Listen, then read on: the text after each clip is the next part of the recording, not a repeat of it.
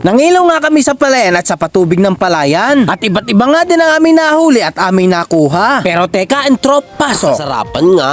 At sa mga oras na to ay papunta na nga kami doon sa palayan kung saan ay doon kami mangingilaw at manguhuli ng mauulam. Para doon nga pala sa walang nagtatanong, ito nga pala yung ginagamit kong flashlight. Asapin nga pala ang kanyang tatak at napakalakas niya. At pwede nga rin pala siya pansisid sa dagat at sa ilog kahit saan man. At ito nga pala flashlight na to ay sulit na aluminum bakal. At mabigat nga pala siya at pwede rin siyang pampukpok sa kaibigan mong pamaoy-maoy sa tabi ng daan. Kapag lasing yarn, siya na nga inaalalayan, galit pa?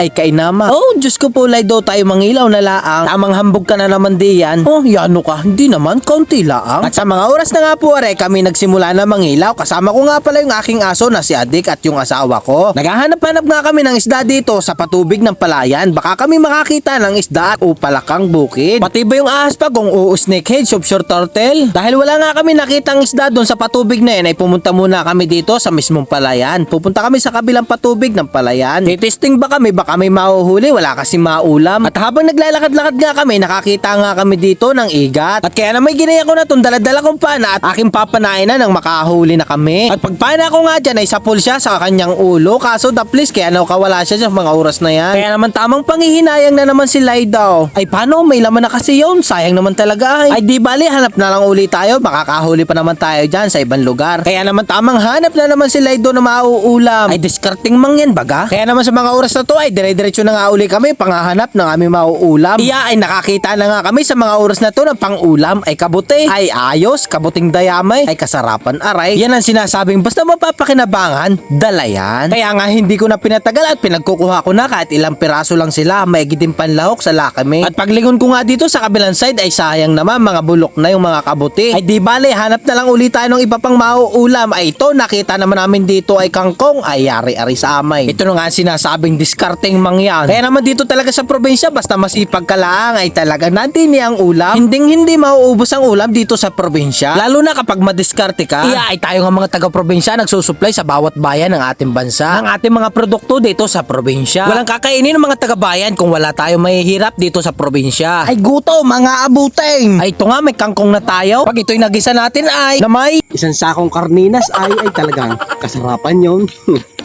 At pagkatapos nga namin kumuha ng kangkong, ay ito, nakakita kami ng plakang bukid, maliit yan, kaya wag na yan. Kaya ilaw na lang ako dito sa patubig ng palayan. At sa mga oras na to, ay nakakita na nga ako ng puting hito, nakakatakot, parang white hito.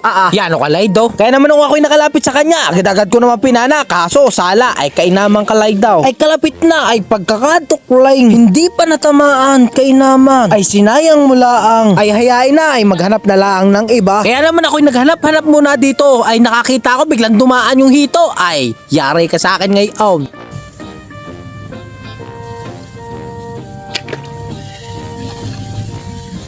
Huli guys. Itik.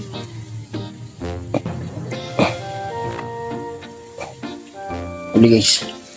Yari, nahuli ko na nga po ang hitaw. Ay, yari ka ngayon sa akin. Gagataan kita. Bagay wala akong ulam ay laban na aray. At sa paghanap-hanap ko pa nga ay nakakita pa akong isang tilapia. Ay gatiting lang ang laki ay pwede na aray, pampiritaw. Ay paano, maraming salamat sa iyong panonood. Araw-araw, sipag lang. Patungo sa bukas.